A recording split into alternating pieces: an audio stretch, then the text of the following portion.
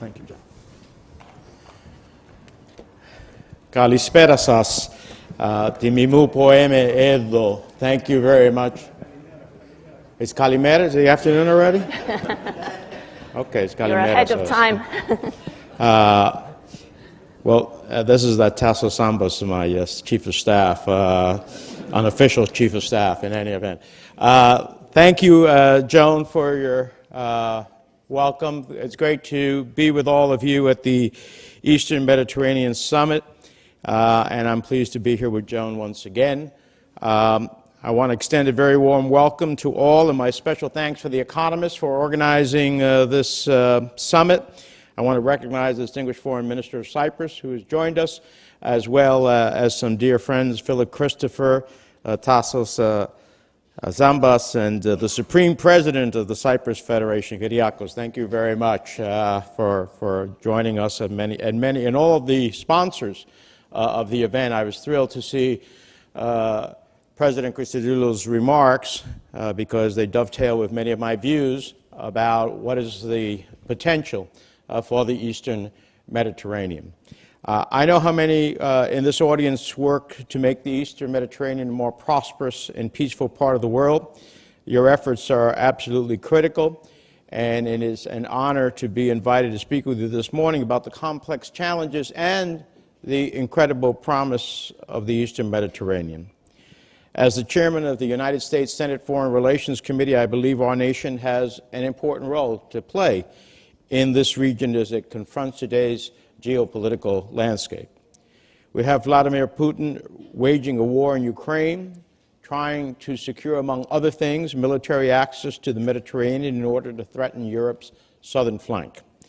This is a leader with delusions of restoring the Soviet Empire, which included, at the height of the Cold War, a fleet of almost 70 ships in the Mediterranean. We have Xi Jinping's regime pushing the envelope from military exercises to predatory lending, buying up critical infrastructure along the maritime Silk Road. And then, of course, we have Turkey, a nation reeling from the tragic earthquake that caused so much suffering, a nation struggling through unnecessary economic problems, many which are the result of President Erdogan's misguided theories on monetary policy. And yet, despite all of this, it's not a surprise that Erdogan won re-election, because he has stacked the deck in his favor. It's actually quite impressive that the Turkish opposition did as well as they did, given that Erdogan uses the resources of the state on his own behalf, given that he shuts out independent media, that he jails opposition leaders and journalists. For the Turkish people, his re-election means more policies at home that are repressive and anti-democratic. At the same time, we should also be concerned by his aggressive statements and his actions on the global stage, by his threats against Greece and Cyprus, Greece a NATO ally, by his refusal to impose sanctions on Russia along with other NATO allies, and by his blocking so far of Sweden's bid to enter NATO. So while we are all pleased with the thaw in aggressive activity from Turkey against territorial Greek waters and Greece's exclusive economic zone, we have to remain vigilant because Erdogan can change his mind at any moment. His willingness to flex his authoritarian muscles means it's more important than ever that the United States stands shoulder to shoulder with our democratic allies in the Eastern Mediterranean.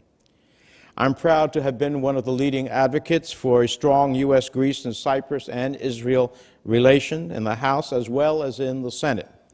In 2019, I authored the Eastern Mediterranean Security and Energy Partnership Act, which established the framework for U.S. engagement in the region and set the course for partnership with Greece, Israel, and Cyprus. In 2021, I authored the Greece Defense and Interparliamentary Act, which created the 3+1 Interparliamentary Group. And I'm pleased that the group met for the first time this year and set a robust agenda on energy security, maritime security, and economic growth.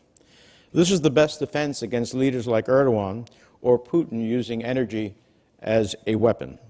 Having strong alliances with nations who are willing to stand up for their democratic neighbors.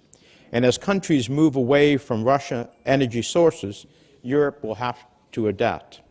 I think the Eastern Mediterranean has already demonstrated its potential as part of that solution.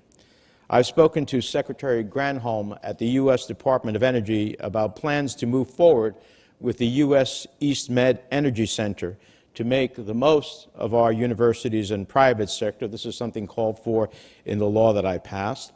I'm going to keep working with Ambassador Sunis, who I think is doing a fantastic job between our two countries, and our Greek partners to continue investing and developing Alexandropoli to the point that it can truly become the Suda of the North. The city is already a major U.S. military and NATO defense hub, and it is now transforming into an energy hub with a new liquefied natural gas facility. I'll keep working on legislation to help support energy security and independence from Russia. And I'll also continue to support projects like the Euro-Africa and Euro-Asia interconnectors to better connect the Eastern Mediterranean with the Western Balkans, Central Europe, Moldova, and Ukraine. But at the same time, given the challenges we are facing, our partnership has to go beyond energy. That means military cooperation and integration. Our collective military capabilities with Greece, Cyprus, and Israel are vital in deterring aggression in the Eastern Mediterranean. I'm proud that we were able to get the lifting of restrictions on sales of American-made weapons to Cyprus. I'm pleased to see the Biden administration do the right thing and certify to allow Cyprus to receive these weapons. And as you've all probably seen, Greece is poised to be the next recipient of a fleet of F-35s. And this year in Western Thrace, the Greek and United States militaries trained together in a live-fire military exercise that included armored brigades, an airborne division, and a combat team.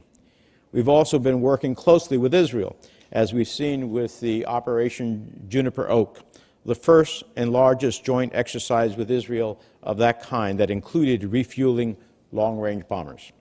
And I expect to see Israel continue to be invited to participate in some of the most extensive exercises we conduct in the region now that Israel is part of CENTCOM. So, of course, as much progress as we've made and as many successes as we have won, I think we have more work to do if we're going to fully unlock the potential of this part of the world. We have more work to do when this year, according to the United Nations, almost 2,000 migrants have died trying to cross the Mediterranean. Just as we have seen here in the United States at our own border, driven by desperate circumstances, these vulnerable populations often become the target of human traffickers and smugglers. It's a situation that is unsustainable and requires to work to address the root causes driving migration worldwide, whether that means addressing food security or increasing economic development to alleviate poverty or combating climate change. Those are all elements of it. This spring, the Mediterranean saw an intense heat wave, and last year water temperatures were some of the hottest on record. While climate change is an existential threat, I do think that Greece's development of new innovations in solar and wind technologies means it's positioned to be at the forefront of confronting this crisis. One thing is certain. From new forms of energy to innovations in cybersecurity to port security, the Eastern Mediterranean is a region full of incredible promise. This is something I believe our American embassies in Greece and Cyprus and Israel recognize, often working with the Hellenic American Chamber of Commerce. Their support for U.S. investment in the region means increased cooperation in emerging technologies. It means more cooperation in port development and commercial shipping, and it means increased economic opportunities. I'll end by saying that during this time of great upheaval around the world, a strong U.S. partnership with Greece and Cyprus and Israel had never been more important. In an era where we see new momentum for geopolitics and investment, our shared history, values, and vision for the world make our diplomatic alliance uniquely suited to face the challenges autocrats continue to pose to the world. So let's keep building on our successes that we have already had. Let's keep fighting for a strong 3+1 alliance between the United States, Greece, Cyprus, and Israel. And let's keep our efforts to bring greater security to the Eastern Mediterranean. If we do that, we can unlock the region's tremendous economic potential. And I look forward to continuing to play a role to make that a reality.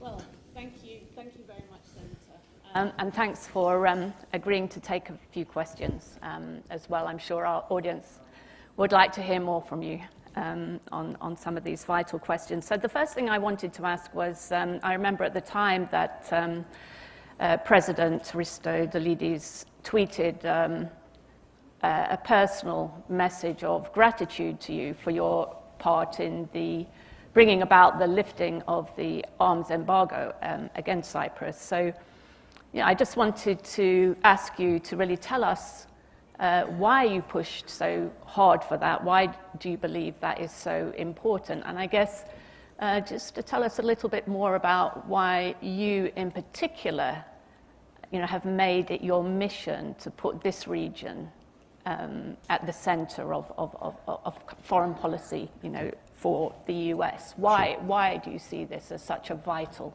region?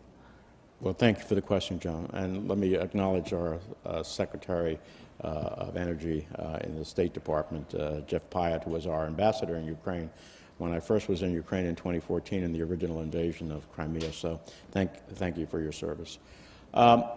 So I think President Christodoulou made it very clear in his opening statements of the conference.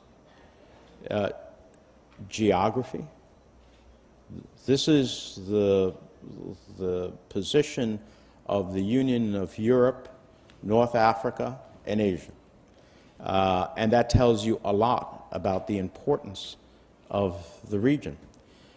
Of course, energy has now added a whole new dimension with the large deposits that have been ultimately discovered both in Greece and Cyprus and Israel, and the joint cooperation that exists for the benefit of it, the ability to change the dynamics in Europe from the reliance upon Russia as its gas station and to be free from it. And that also allows these countries to even hit above its weight by virtue of that development. I think that the security reasons are pretty obvious because it is a crossroads between three different parts of the world that are incredibly important, that it adds a whole nother dimension as to why this 3+1 partnership is so important.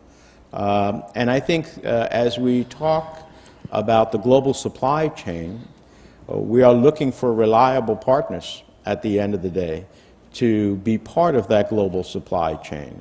And so here we have three very reliable partners at the end of the day that can be part of meeting that challenge as well. And so I think for all of those reasons, I have focused on the Eastern Mediterranean as a big part of what is in the national interest and security of the United States, as well as being a good ally to NATO partners and key relationships that we have in the region. And just can you tell us in concrete terms what this means, and the lifting of the embargo in terms of weapon supply? Does this mean that Cyprus will no longer be dependent on Russian weapon systems in future? Yes, when we lifted the arms embargo, it wasn't because I necessarily believed that Cyprus was going to buy a slew of American-made weapons. That wasn't the point. Although we welcome any decisions of the Cypriot government to follow a path of purchasing American weaponry which is interoperable with our overall NATO allies as well as other allies, which moves away from that reliance on Russia for Cyprus's security purposes. And we salute the Cypriots for making some very important decisions of stopping Russian warships, a call at Cypriot ports, well before, by the way, well before the conflict in Ukraine started, which they should be given enormous credit for. The dealing of their banking system as it relates to Russian flows of money and money laundering. I think all of those are tremendous accomplishments that also allowed us to make the case that we should lift the embargo. Now, if Cyprus decides in its own sovereign interest to go ahead and to purchase and seek American weaponry, I think that that would be warmly welcomed. And certainly, as someone who has a say on the sale of weapons to foreign countries, I would be a supporter of whatever Cyprus would need, decide it would need in its own sovereign interest. Thank you. Now, of course, the US and Cyprus have interpreted this move as one that will bolster peace and stability in Cyprus, on the island, in the region. But that's not an interpretation, of course, that is shared by Turkey, which says that this will potentially fuel an arms race, that it will interfere with efforts to bring about a solution, a peaceful solution to the conflict on the island, and will in general undermine security in the region. Do you see any risk here of this resulting in more antagonistic relations with Turkey? That is, that is President Erdogan. If that's the view, that is President Erdogan living in a parallel alternate universe. The only problem in Cyprus is the invasion and occupation of Turkish troops in northern Cyprus. That's the only problem that we have in Cyprus. Which has caused it to be, per capita, the most militarized part of the world. From my perspective, Cypriots did absolutely nothing to engender such an invasion and occupation, or the transfer of tens of thousands of people from Anatolia who were not part of the history of Cyprus into northern Cyprus to try to change the demographics of the country. I always believe, having probably been the one person in Congress that has traveled more times to Cyprus than any other member of 535 members of Congress, that if Greek Cypriots and Turkish Cypriots were left to their own devices, there would be a solution in the country. But of course, it is the imposition of Erdogan in the northern part of Cyprus that has created a problem. So, when you have an aggressor who says, well, don't give anybody weapons, don't sell anybody weapons legitimately, because I want to continue to have an overwhelming edge against, the person I am being aggressor against, if they think that creating a greater balance, or at least some sense of security for the Cypriot government, the legitimate Cypriot government, which is part of the European Union, is a provocation, then that's pretty outrageous. And we cannot have a veto by any country as to how we make our own decisions as it relates to our engagement in security contexts with any other country. Thank you. Maybe turning now to the forthcoming NATO summit, which kicks off tomorrow. I guess a similar question then about nobody dictating terms to the US or any other power in terms of its security interests. What is your view on the Ukraine question and whether Ukraine should be offered membership of NATO? Well, let me just say that Ukrainians deserve an enormous amount of credit for the incredible courage they have exhibited against enormous odds, especially at the beginning. Ukraine did nothing to have Crimea be annexed by Russia. It did nothing as it relates to the latest military invasion into the Donbass by Russia. What is at stake here, as much as we are supporting Ukraine in its sovereign right to defend itself and decide its own future, one in which it wishes to live with freedom and the decision of its own people, and to be governed by those who they choose, and to have the freedoms we enjoy in the West and we enjoy in Greece and Cyprus and in Israel, is one element of what's happening.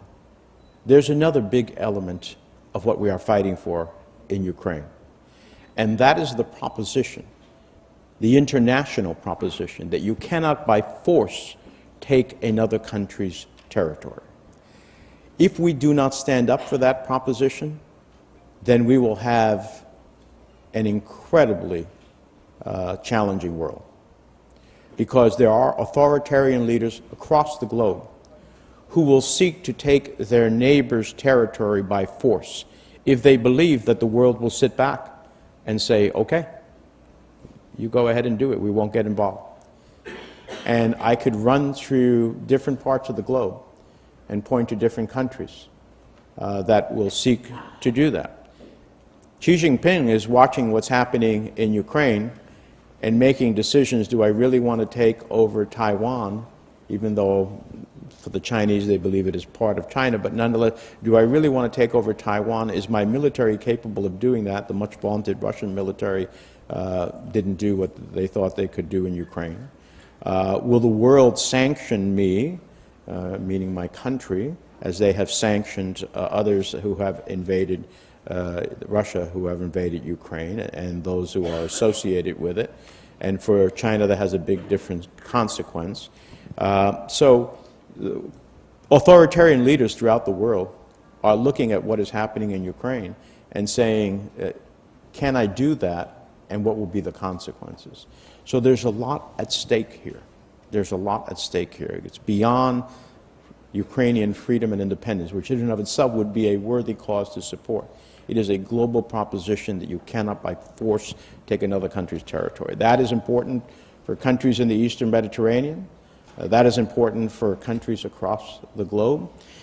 And so while I don't think that Ukraine will be offered NATO accession at Vilnius, I do think that its status with NATO will be elevated and that there will be a continuous process towards a future opportunity for Ukraine.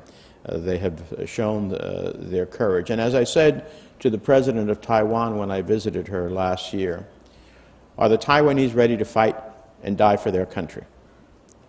Because Ukraine has taught us we can sell you all the weapons in the world, you can have the most sophisticated elements, but if you're, unlike in Afghanistan, where its president got up and left, here in Ukraine its president stayed and fought.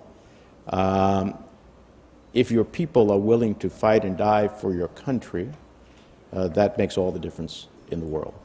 And so that is a message the Ukrainians have sent globally. It's one that we should honor and continue to support. It is in our national interest to do so. It's in a global interest to make sure that the global order and that the rule of law, particularly as it relates to using force to achieve the overcoming of a territory of another country, is continue to be preserved as something that cannot happen. The other thorny issue is the question of Sweden's membership of NATO, which is being blocked by Turkey. And I see the latest statement from President Erdogan is to tie Sweden's accession to NATO to the unblocking of Turkey's accession path to the EU. Do you think that Sweden will become a member of NATO in the coming period? Do you think this is just a matter of time and President Erdogan trying to extract concessions? Yeah. Well, it is for the European Union to decide who gains accession to it or not. But after Erdogan's performance with NATO and Sweden and other things, and because the European Union works as NATO does through unanimity, to have someone in your universe that ultimately can single-handedly break up that unity would be a real question, as well as to all of the standards that Europe has as to the values that it holds necessary for European Union members. But that's for the European Union to decide. I just don't see that path. I do see a path for Sweden. I was very happy to be the lead in passing both Finland and Sweden's accession to NATO through the Senate, both from the Senate Foreign Relations Committee on the Senate floor, got an overwhelming bipartisan vote. Sweden, on its own right, in its own right and its own capabilities, meets all of the criteria of NATO accession, including sharing not only the military prowess to join, but as well as the values that NATO seeks to promote. So it should enter. There should be no conditionality. Of course, Erdogan always uses leverage when he can, but I believe that there will be overwhelming pressure at the end of the day, and that Sweden will achieve accession into NATO. Whether it happens, I don't think it will happen by Vilnius, but I would believe statements would come out of Vilnius that would lead us to believe that there is a pathway there for Sweden. In the US, we're gearing up for elections next year. Well, we're always in some kind of election phase in the US. Do you have any concerns looking ahead over the next 18 months and beyond that depending on election outcomes and other things, that we may see a US which is less engaged with Europe, less engaged with the problems, security problems confronting Europe? Do you have any fears that the US could actually turn in a more isolationist direction?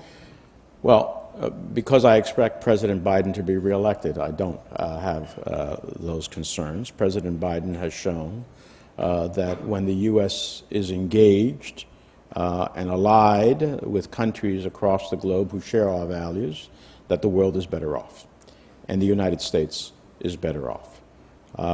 I saw what happened from the previous administration as it relates to global alliances, many which were shredded, others that were dealt with in disdain, and that put us in a more precarious position globally. The one thing that we have that China does not have is friends and allies. That's incredibly important to us. It's incredibly important to the countries that we are allied and friends with. When we are together, we can meet any challenge. If you add the economies of the United States, Canada, the European Union, South Korea, Australia, and others, then you have an enormous economic bloc that can counter any of China's economic prowess. And in a security paradigm, you have an incredible strength. President Biden has led in that coalition in Ukraine. He has led in that firming development, as he right now is in England, which is a longtime ally, across the globe. He's changing the paradigm of our standing in the ASEAN nations, which is incredibly important as we meet the challenge of China. I think that in a time in which, in my 31 years of doing foreign policy between the House and the Senate, I have never seen the confluence of global events that are more challenging for the United States and those of us who believe in democracy, human rights, and the rule of law, as I have seen now. That really requires presidential leadership that brings the world together in common cause. I think the American people will look at that as one of the key elements of what they want to see in the next president of the United States. Thank you. Final question. Do you think there is or will be sufficient focus on the Eastern Mediterranean region and the security, maritime security and energy security issues? Do you think those are sufficiently on the radar, on the agenda at the NATO summit? I don't know if they are, from my perspective, sufficiently on the agenda in the NATO summit. I hope they will rise. Of course, Ukraine will be a centerpiece of NATO's discussions. Sweden's accession will be another major item. But if we understand the importance of the Eastern Mediterranean, as I certainly appreciate, then it will also be a significant discussion point at NATO. For all the reasons we've already discussed, the Eastern Mediterranean provides an enormous security, energy, and economic opportunity. And it is one that we should be part in common cause with our three other partners in the region to advance to its maximum potential. And so certainly I, for one, will be prodding the administration to continue to focus there. And we have a better understanding of Congress today as it relates to the Eastern Mediterranean than we've had, I think, at any other time in the 3 decades that I have been engaged in foreign policy, and that's all to the good. Okay, thank you very much indeed, Senator. Thank you for taking time out of your schedule. Good to see you. Have a good day. Yeah, good to see you.